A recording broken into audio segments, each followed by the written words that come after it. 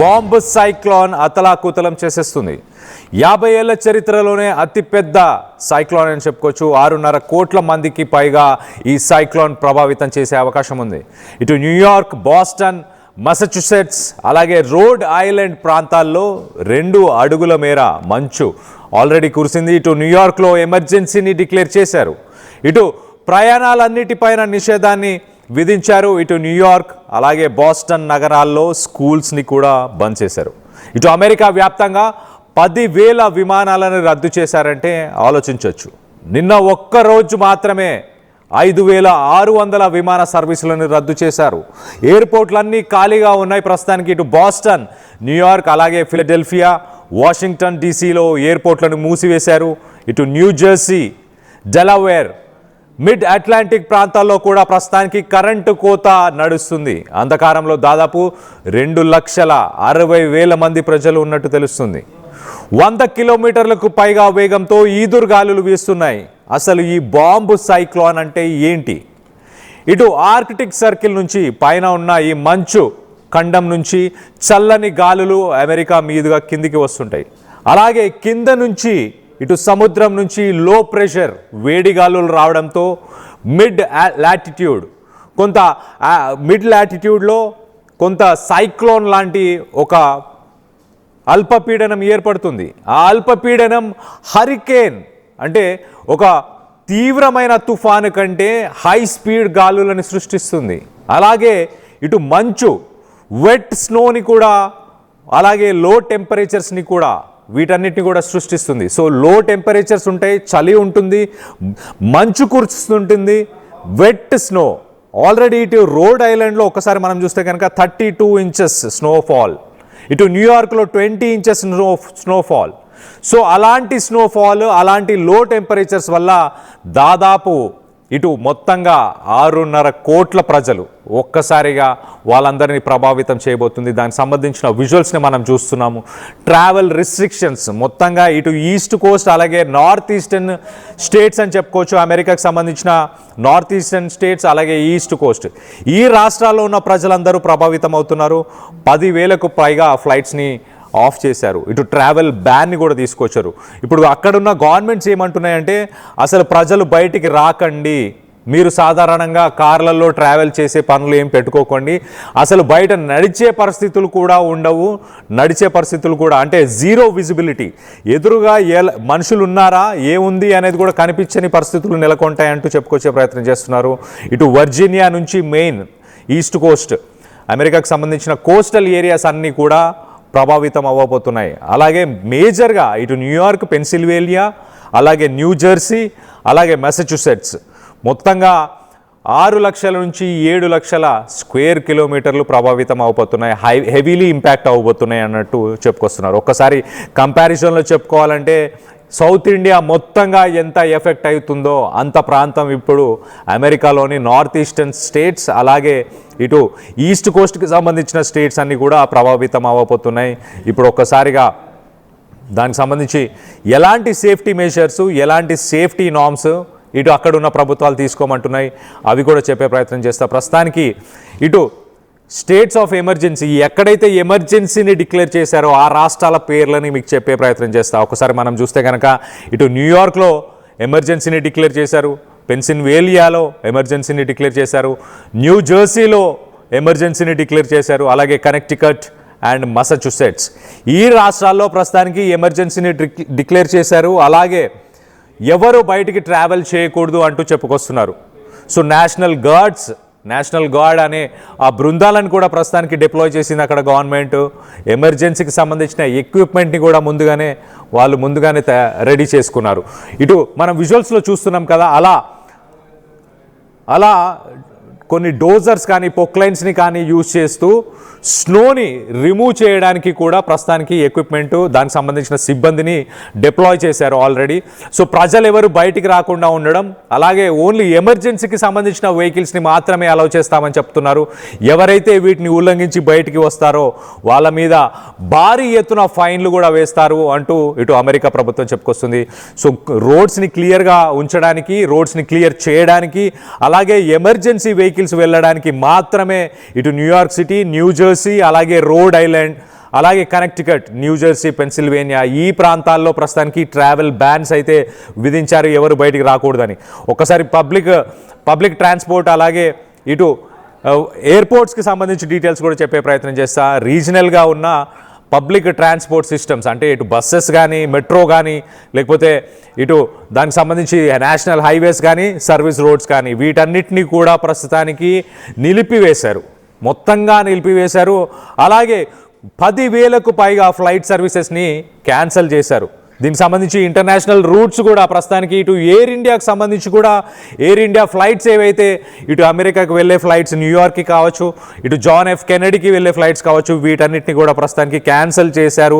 Air India కూడా తగిన జాగ్రత్తలు తీసుకోండి, ట్రావెల్ చేసే వాళ్ళందరూ కూడా ఎయిర్పోర్ట్స్లోనే ప్రస్తుతానికి నిలిచిపోయారు. ఇటు ఎయిర్పోర్ట్స్ పరిస్థితి ఒక్కసారి మనం చూస్తే మన విజువల్లో చూస్తున్నాం, న్యూయార్క్ కానీ ఈ ఏరియాస్లో ఉన్న ఫ్లైట్స్ మొత్తంగా 98% ఫ్లైట్ సర్వీసెస్ని కూడా ప్రస్తుతానికి నిలిపివేశారు. అలాగే ఒక్కసారి స్కూల్స్ అలాగే మున్సిపాలిటీస్కి సంబంధించిన వాటి గురించి, ఆఫీసెస్ గురించి కూడా ఒక్కసారి చెప్పే ప్రయత్నం చేస్తా.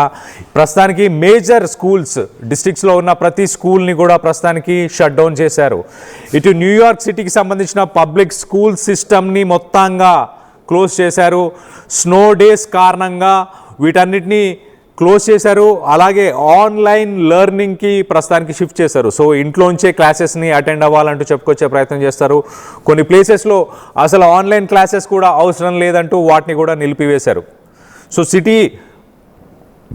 సిటీకి సంబంధించిన ఆఫీసెస్ ఒక్కసారి చెప్పే ప్రయత్నం చేస్తా. సిటీ ఆఫీసెస్కి సంబంధించిన అంటే మున్సిపల్ ఆఫీసెస్ కానీ ఇలాంటి గవర్నమెంట్ ఆఫీసెస్ని కూడా నిలిపివేశారు. ఇన్ పర్సన్ ఎవరు వచ్చి పర్సనల్గా వచ్చి ఆఫీసెస్ని విజిట్ చేయాల్సిన అవసరం లేదు, విజిట్ చేయకూడదు అంటూ వార్నింగ్స్ కూడా ఇచ్చారు. ఆఫీసెస్ని కూడా క్లోజ్ చేశారు.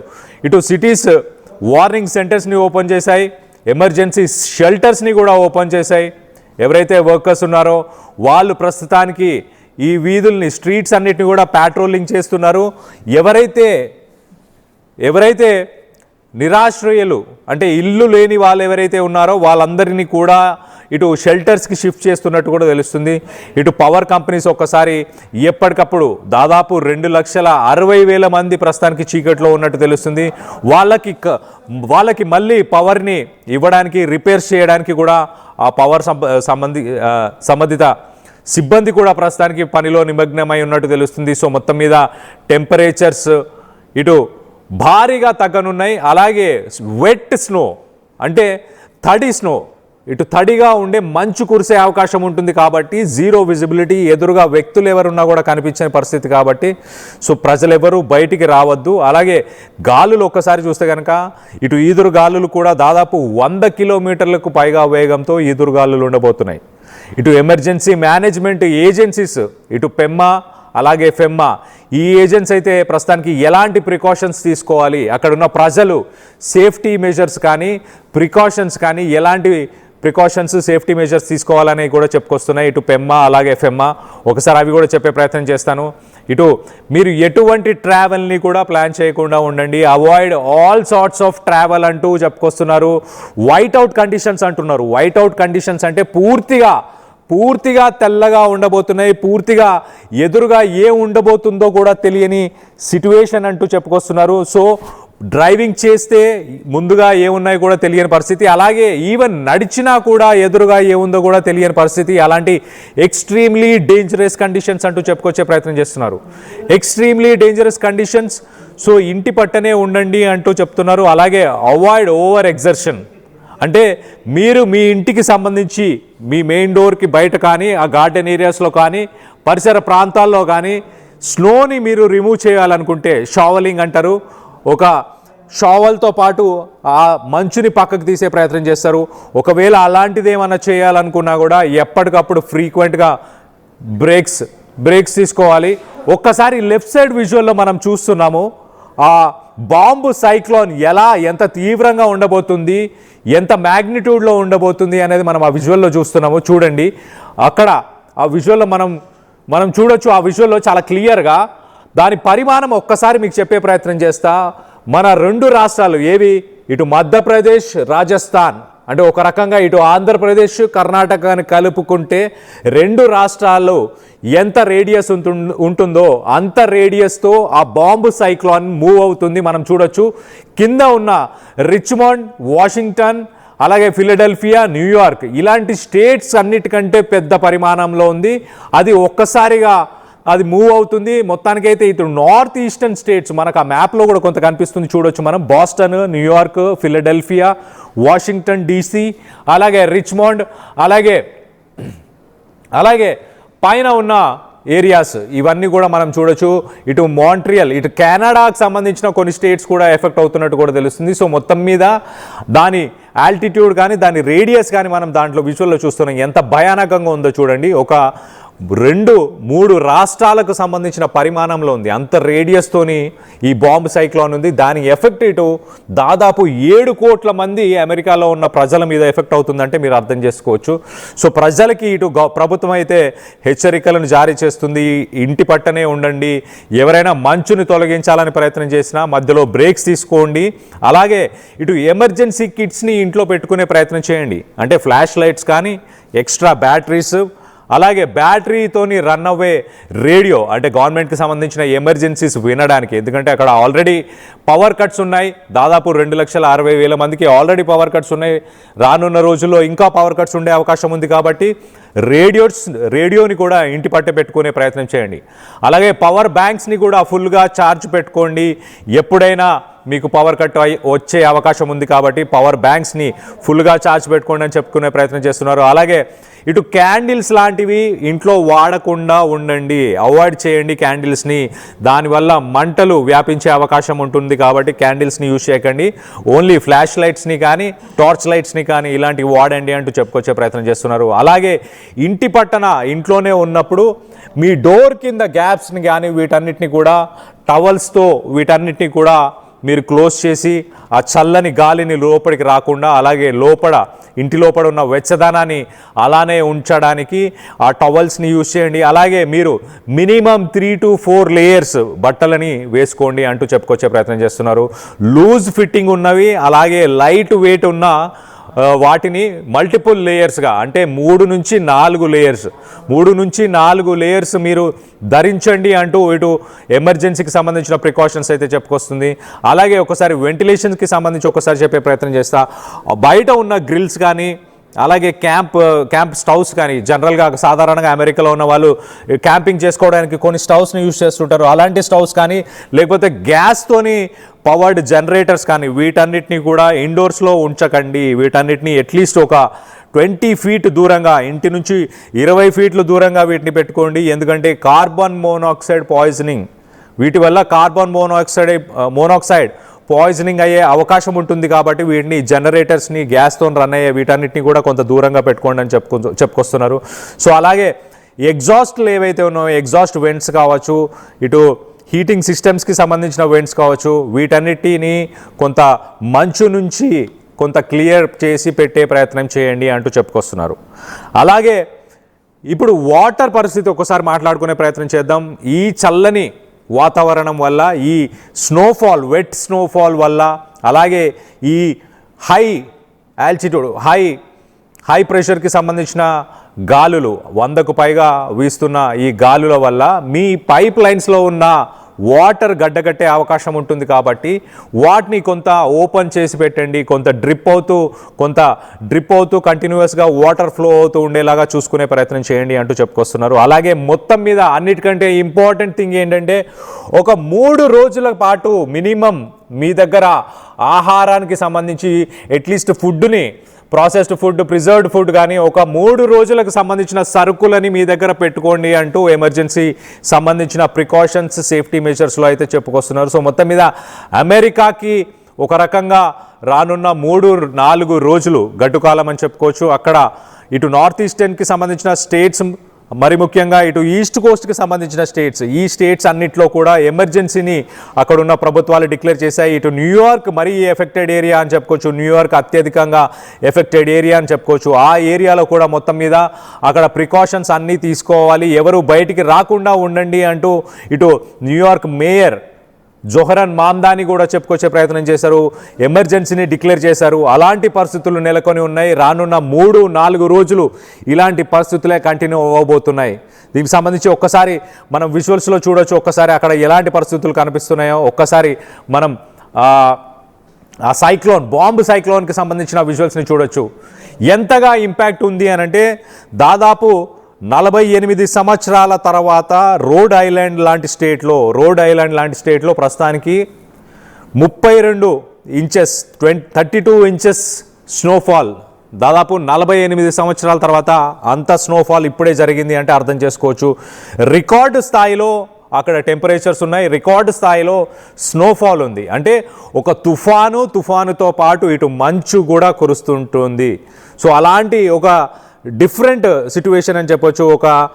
ఇలాంటి సిట్యువేషన్ గతంలో ఎప్పుడు ఇలాంటి సిట్యువేషన్ గడిచిన 48 సంవత్సరాల్లో ఇటు న్యూయార్క్లో కానీ రోడ్ ఐలాండ్లో కానీ అలాంటి పరిస్థితులు లేవు. మనం న్యూయార్క్కి సంబంధించిన విజువల్స్ని చాలా క్లియర్గా లెఫ్ట్ సైడ్ బాక్స్లో చూస్తున్నాము. అసలు జీరో విజిబిలిటీ ఇప్పుడు ప్రస్తుతానికి అలా కనిపిస్తుంది. కానీ రానున్న కొద్ది గంటల్లోనే ఇటు ఆదివారం సాయంత్రం నుంచి మొదలుకొని ఇటు సోమవారం మధ్యాహ్నం లోపల భారీ నుంచి అతి భారీగా ఇటు మంచు కురిసే అవకాశం ఉంది న్యూయార్క్. అలాగే ఎట్ ద సేమ్ టైం ఇటు రోడ్ ఐలాండ్, ఫిలడెల్ఫియా, ఇటు న్యూయార్క్, పెన్సిల్వేనియా, కనెక్టికట్ ఇలాంటి ప్రాంతాల్లో నడిచి కూడా వెళ్ళలేరు. అలాంటి పరిస్థితులు, నడిచి కూడా వెళ్ళొద్దంటూ ఇటు గవర్నమెంట్సే చెప్పుకొస్తున్నాయంటే అర్థం చేసుకోండి. అలాంటి సిచ్యువేషన్ మొత్తానికైతే అమెరికాలో నెలకొని ఉంది. ఇటు మొత్తంగా 7 కోట్లకు పైగా ప్రజలను ఇటు ఇంపాక్ట్ చేయబోతున్నట్టు తెలుస్తుంది. దానికి సంబంధించిన విజువల్స్ని మనం చూస్తున్నాం. ఇటు రైట్ సైడ్ బాక్స్లో ఇటు ఎయిర్పోర్ట్స్కి సంబంధించిన విజువల్స్ని మనం చూస్తున్నాం. ఇటు ఎయిర్పోర్ట్స్ అన్నీ కూడా ప్రస్తుతానికి నిలిపివేశారు. దాదాపు 10,000కు పైగా ఫ్లైట్స్ని నిలిపివేశారు. ఇటు ఇండియా నుంచి వెళ్తున్న ఫ్లైట్స్ని కూడా ప్రస్తుతానికి క్యాన్సిల్ చేశారంటే అర్థం చేసుకోవచ్చు ఎలాంటి పరిస్థితులు నెలకొని ఉన్నాయో. ఎవరైతే అమెరికాలో మీకు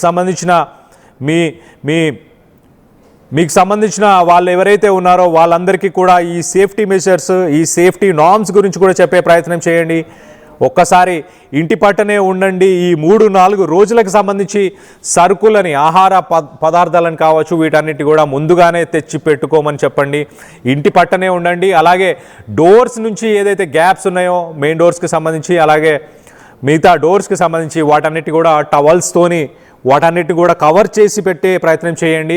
ఇంటి పట్టనే ఉండండి. అలాగే బ్యాటరీస్ కావచ్చు, అలాగే పవర్ బ్యాంక్స్, వీటన్నిటి కూడా ఛార్జ్ చేసుకొని పెట్టుకునే ప్రయత్నం చేయండి. ఒకసారి ఆ విజువల్స్ని కూడా ఒక్కసారి చూసే ప్రయత్నం చేద్దాం.